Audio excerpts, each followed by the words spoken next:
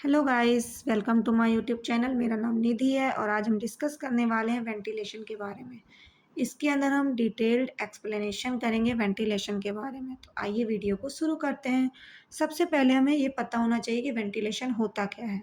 तो ventilation is the mechanical process of inhalation यानी breathing in air and exhalation breathing out through the respiratory system. यानी ventilation एक ऐसी mechanical process है जिसमें हम इनहेल करते हैं यानी सांस लेते हैं एयर, और एक्सहेलेशन यानी ब्रीथ आउट करते हैं CO2 यानी CO2 को। ठीक है, through the respiratory system. Clear है? यही चीज़ मतलब अगर हम सिंपल वर्ड्स में जाने तो इन तो हमारा वेंटिलेशन का मतलब है लंग्स के अंदर हवा का आना और बाहर जाना यानी ब्रीथिंग प्रोसेस। क्लियर है? ये प्रोसेस लाइफ के लिए बहुत ज़रूरी होती है। नेक्स्ट हम देखेंगे टाइप्स ऑफ वेंटिलेशन।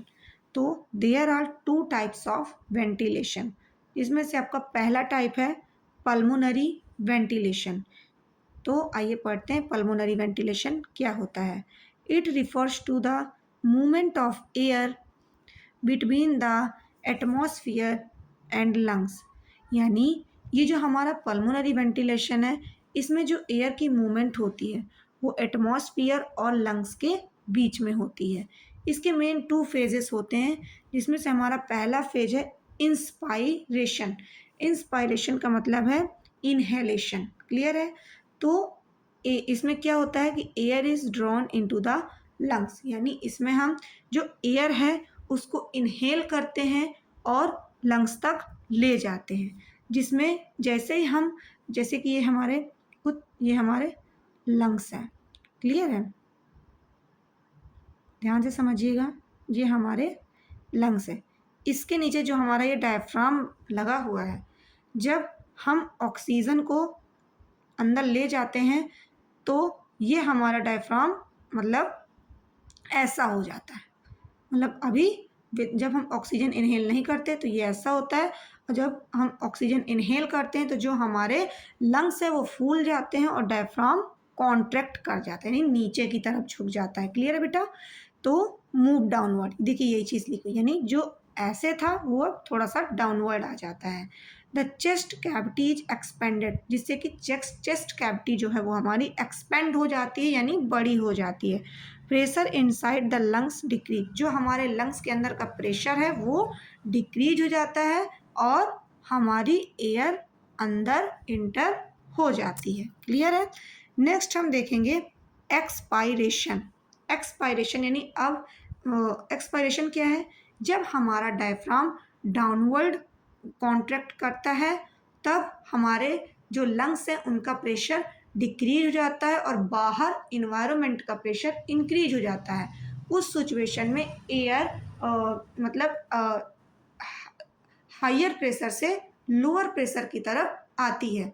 तो जब हमारा जो डायफ्राम है वो रिलैक्स हो जाता है, इसमें क्या होता है, डायफ्राम रिलैक्स होगा, जिसके कारण वो कहाँ मूव करेगा, अपवर्ड। यानी जो डायफ्राम ऐसे हो चुका था वो फिर से इस पोजीशन में होने की कोशिश करेगा, जिसकी वजह से हमारे लंग्स में जो प्रेशर है वो इंक्रीज हो जाएगा और इन्वायरमेंटल प्रेशर कम हो जाएगा और एयर ईजिली बाहर आ जाएगी। यही चीज़ देखो इसमें लिखा हुआ है, चेस्ट कैविटी, जब हमारा डायफ्राम मतलब रिलैक्स होगा तो वो अपवर्ड डायरेक्शन में जाएगा, जिससे कि जो चेस्ट कैविटी है वो स्मॉलर हो जाएगी। लंग्स जो फूले हुए थे वो मतलब पिचक जाएंगे और प्रेशर जो होगा लंग्स का वो इंक्रीज हो जाएगा और एयर जो है वो इन्वायरमेंट में बाहर चली जाएगी। तो ये मैकेनिज्म हमारा एक्सपायरेशन का था। देन सेकेंड टाइप है हमारा मैकेनिकल वेंटिलेशन। मैकेनिकल वेंटिलेशन क्या होता है कि mechanical ventilation is use of machine. Mechanical ventilation में हम मशीन्स का यूज़ करते हैं, जैसे कि वेंटिलेटर्स, टू हेल्प और रिप्लेस नेचुरल ब्रीथिंग। ये किससे रिप्लेस की गई है? हमारी नेचुरल ब्रीथिंग से। इसका हम कॉमनली यूज़ करते हैं हॉस्पिटल्स में, किसके लिए? पेशेंट्स के लिए जो ब्रीथ नहीं कर सकते हैं। क्लियर है बेटा? ये भी दो तरीके का होता है, जिसमें से हमारा पहला है इनवेसिव वेंटिलेशन। इसमें क्या होता है कि a tube is inserted into the airway. देखिए, इसमें हम लोग प्रॉपर ट्यूब इंसर्ट करते हैं, जिसे हम ईटी ट्यूब बोल देते हैं, यानी इंडोट्रैकियल ट्यूब, और ट्रैक्योटॉमी करते हैं। ट्रैक्योटॉमी यानी हम लोग ट्रैकिया में एक होल बनाते हैं और उसमें इंडोट्रैकियल ट्यूब इंसर्ट करते हैं, जिसका यूज़ हम लोग किस में करते हैं? सीवियर रिस्पायरेटरी फेलियर, यानी जब किसी को सीवियर रिस्पायरेटरी फेलियर हो गया हो, तब हम उस पेशेंट के एयरवे पे यानी ट्रैकिया पे एक ट्रैक्योटॉमी करते हैं, यानी छेद बनाते हैं और उसमें हम एंडोट्रैकियल ट्यूब इंसर्ट कर देते हैं और उसकी मदद से हम पेशेंट को ऑक्सीजन प्रोवाइड करवाते हैं। और नॉन इन्वेसिव वेंटिलेशन, इसमें हम किसी प्रकार की सर्जरी परफॉर्म नहीं करते हैं। इसमें हम डायरेक्ट मास्क का यूज़ करते हैं या फिर हम नेज़ल डिवाइसेस का यूज़ करते हैं। क्लियर है? जिसमें हम नो ट्यूब, इसमें किसी भी प्रकार की ट्यूब को इंसर्ट नहीं किया जाता है और ना ही एयरवे में, क्लियर है, किसी भी प्रकार की ट्यूब का इंसर्ट नहीं किया जाता। जैसे कि हमारा CPAP या फिर बाईपैप मशीन होती हैं, उनकी मदद से हम पेशेंट को ऑक्सीजन सप्लाई करते हैं। क्लियर है? प्रोसेस क्या है वेंटिलेशन का? तो देखते हैं, ventilation occurs due to pressure difference between the lungs and outside atmosphere. यानी वेंटिलेशन को अगर देखा जाए तो कैसा प्रोसेस है? तो वेंटिलेशन एक ऐसा प्रोसेस है जिसमें जो प्रेशर होता है वो मतलब लंग्स और एटमॉस्फेयर के बीच का होता है। कैसे? मैंने जैसे पहले आपको बताया इनहेलेशन में कि उसमें क्या होता था, लंग्स जब हमारा डायफ्राम डाउनवर्ड जाता था तो चेस्ट कैविटी एक्सपेंड हो जाती थी, यानी बड़ी हो जाती थी और लंग्स हमारे फूल जाते थे। तो क्या होता था कि जो हमारे लंग्स का प्रेशर है वो मतलब घट जाता था और जो बाहर आउटसाइड इन्वायरमेंटल प्रेशर है वो बढ़ जाता था, जिसके कारण हमें मतलब सांस ले पाते थे, इनहेल कर पाते थे। तो याद रखिएगा, जो हमारा इन्वायरमेंटल प्रेशर है वो इंक्रीज हो रहा था और जो हमारा लंग प्रेशर है वो डिक्रीज हो रहा था। क्लियर है? जिसकी मदद से हम इनहेलेशन कर रहे थे। अब एक्सहेलेशन में क्या हो रहा था, हमारा इन्वायरमेंटल प्रेशर डिक्रीज हो रहा है और लंग प्रेशर इंक्रीज हो रहा है। इसमें जो हमारा इनहेलेशन की प्रोसेस है, इसमें हमारी जो चेस्ट कैविटी है वो एक्सटेंड हो रही है, यानी चौड़ी हो रही है, और इसमें वापस से मतलब कम हो रही है, जो हमारा स्मॉलर हो रही है। क्लियर है? तो ये दोनों में डिफरेंट था। वही चीज़ देखिए इसमें लिखी हुई है, the lung pressure is lower than atmospheric pressure. जब लंग का प्रेशर एटमॉस्फेयर के प्रेशर से कम होता है तो एयर लंग्स के अंदर एंटर करती है, और जब लंग्स का प्रेशर ज़्यादा होता है, हाइयर होता है एटमॉस्फेरिक प्रेशर से, तो हमारी एयर बाहर जाती है। आई होप कि आपका ये कॉन्सेप्ट क्लियर हुआ होगा। नेक्स्ट हम देखेंगे फैक्टर इफेक्टिंग ऑफ वेंटिलेशन। कौन कौन से ऐसे फैक्टर हैं जो हमारी वेंटिलेशन प्रोसेस को अफेक्ट करते हैं? जिसमें से हमारा सबसे पहले है लंग कॉम्प्लिकेंस। अगर हमारे लंग्स की जो एबिलिटी है एक्सपेंड होने की वो ही लूज हो जाए तो हम वेंटिलेशन पेशेंट को प्रोवाइड नहीं कर सकते हैं। क्लियर है? या फिर एयरवे रेजिस्टेंस, ऑब्स्ट्रक्शन क्रिएट हो जाए किसी भी प्रकार का एयरवे पैसेज पे, या फिर एयरवे नैरो हो जाए। Next, respiratory muscles strength of diaphragm and chest muscle. Clear है? जो हमारे डायफ्राम है उसका मतलब रिलैक्सेशन और जो कॉन्ट्रैक्शन है वो प्रॉपर तरीके से ना हो, या फिर चेस्ट मसल्स जो हैं वो ठीक तरीके से वर्क ना करें। जैसे कि हमारी इंटरकॉस्टल मसल्स का अपना एक अलग मतलब रिब्स का एक अलग यूज़ है, और इंटरकॉस्टल मसल जो रिब्स के बीच में इंसर्टेड है उनका एक अलग यूज़ है हमारे रिस्पायरेशन में।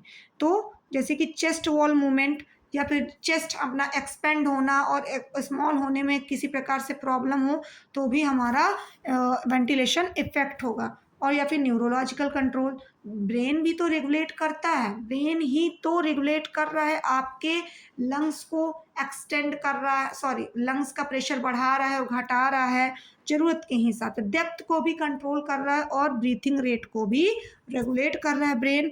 तो यदि आपके न्यूरोलॉजिकल कंट्रोल आप खो देते हो या ठीक तरीके से वर्क नहीं कर रहे हैं, तो भी आपको वेंटिलेशन का जो फैक्टर है वो इफ़ेक्ट हो जाएगा। नेक्स्ट हम देखेंगे फंक्शंस ऑफ वेंटिलेशन। क्या फंक्शंस होते हैं वेंटिलेशन के? वेंटिलेशन सबसे पहले तो आपको ऑक्सीजन सप्लाई करता है आपकी बॉडी के लिए। ये बॉडी से कार्बन डाइऑक्साइड को रिमूव करता है और बॉडी में एसिड बेस बैलेंस को मेंटेन करता है। ये रेगुलेट करता है बॉडी की हीट टेम्परेचर को, बॉडी टेम्परेचर को रेगुलेट करता है और सेलुलर मेटाबॉलिज्म को भी मेंटेन करता है।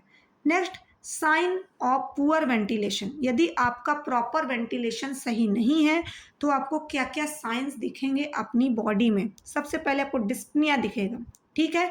डिस्पनिया देखने के लिए मिलेगा, यानी कि सॉल्टनेस ऑफ ब्रीथ देखने के लिए मिलेगी।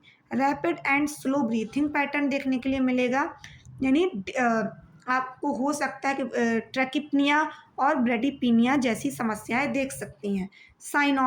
साइनोसिस देख सकता है जब बॉडी में आपकी ऑक्सीजन लेवल घट जाएगा, जिसकी वजह से आपकी ब्लड में भी ऑक्सीजन लेवल घटेगा और आपको साइनोसिस कॉज हो जाएगा, आपकी स्किन ब्लूइश कलर की हो जाएगी। इसके कारण जो पेशेंट है वो रेस्टलेसनेस फील करेगा, कन्फ्यूजन फील करेगा और उसका जो ऑक्सीजन सेचुरेशन है यानी SpO2 लेवल, क्लियर है, वो भी लो हो जाएगा।